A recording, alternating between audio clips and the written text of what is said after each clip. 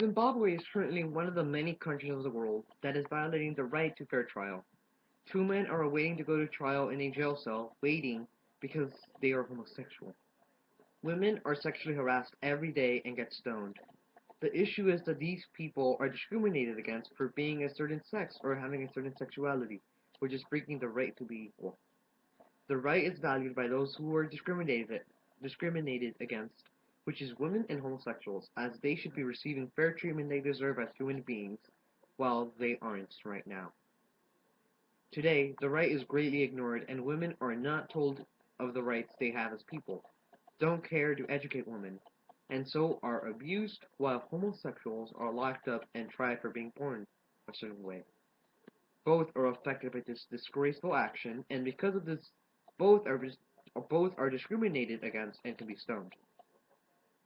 The government of Zimbabwe has only made the situation worse by making a law aimed directly to homosexuals that say they cannot show affection or hold hands in public, as they can go to jail or be killed. The cultural perspective on homosexuality and women have made their lives harder as they are discriminated against. It is extremely overlooked as having someone who is homosexual in their family as it is seen as shameful. This law that prohibits any affection between same-sex couples was passed in 2011 because the government didn't want to see this kind of action anymore. While the government had been putting this up, women had been asking to enforce a law that has already been put in place for years now.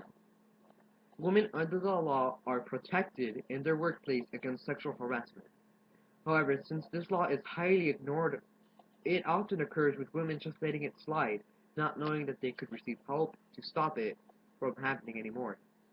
However, when a woman does know that law, she is sentenced to be stoned, to rot in a prison cell, or is altogether the case is dropped, as the judge is most likely to side with the male than the female.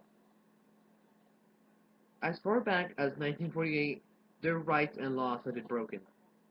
The law that is intended to protect women from sexual harassment has been broken. The law is supposed to be responsible for enforcing it, not ignoring the cries and pleas of help from women who are suffering from the harassment dilemma. Women have been violated long enough, but even with this law that protects women, it is just getting worse. Women are even made unaware of the rights they have. Often what occurs when a couple gets a divorce is that the man keeps everything while the woman gets nothing. However, the law states that a woman can get most, if not all, possessions when a divorce is filed, not including property. The law that was enforced in 2011, prohibiting affection between same-sex couples, is still in action. This law was passed because the government couldn't accept the actions they were doing in public and in private, as it was deemed to be sinful and vile by both them and the church. This law was obviously a hate crime, based on sexual preference from same-sex couples who had been together for a long time or fairly recently. Both homosexuals and women are seen as inferior because of the lack of laws or the laws in place that are affecting their everyday lives.